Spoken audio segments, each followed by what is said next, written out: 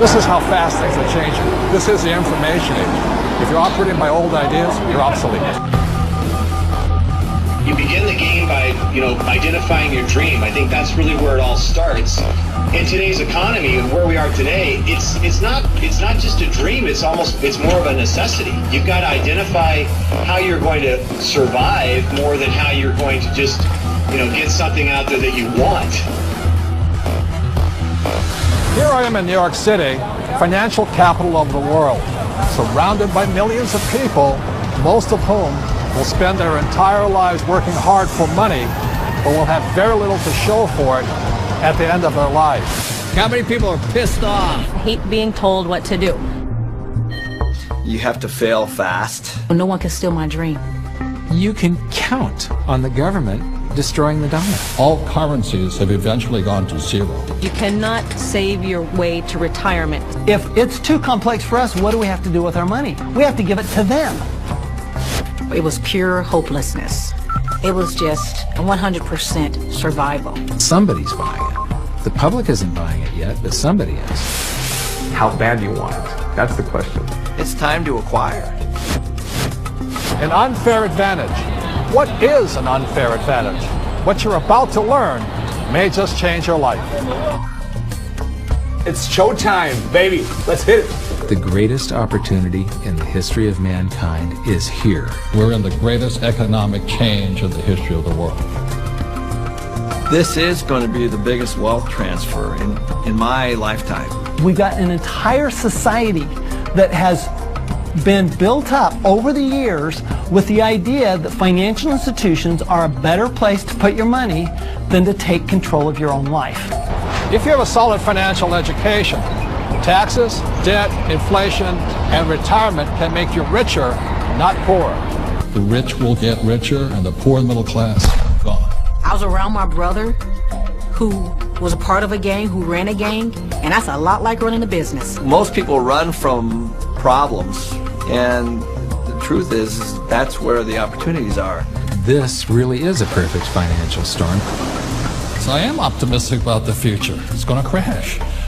The next big economic boom will not be from the internet or China or India, but will be from empowering women. A big part of success is failing so many times that you learn and learn and learn your lessons. Robert says all the time that if you're not being successful, it's because you're not making enough mistakes. People think that cash is like a safe place to be, a place to park your purchasing power. And I think cash is the worst investment that you can have. And if you follow an economist, you're in trouble. Okay, you want to have barely enough income to survive. If you're lucky, go do 401ks, go do mutual funds, be my guest. This is the best time to talk about this because people have had a shift of context with this economy. To change your financial life often involves changing your mindset. It really is where it starts, is the attitude, it's the mindset, it's the decision that you're going to, take responsibility for your own financial life. Knowledge is money. Show business. When you think about show business, you always think about the show, right? Cameras and movie stars and makeup and glamour. But you never think about the business side of it because we don't have financial education. And I didn't learn that until 20 years down the road in my career. And now, I'm not only an expert in the show part of it, but I'm becoming an expert on the business side of it. Business is about production. We can produce our way out of any problem.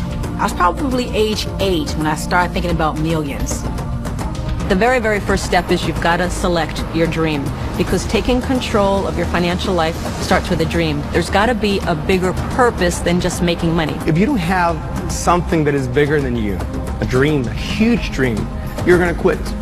Your friends and who you hang out with, whether you're a child or whether you're an adult, will dictate your destiny and your future.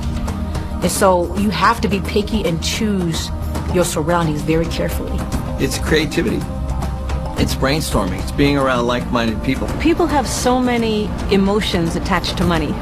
And it might be because of how their parents thought about money, or an experience they had around money that, they think it's evil, or they think rich people are bad people, and all of this stuff.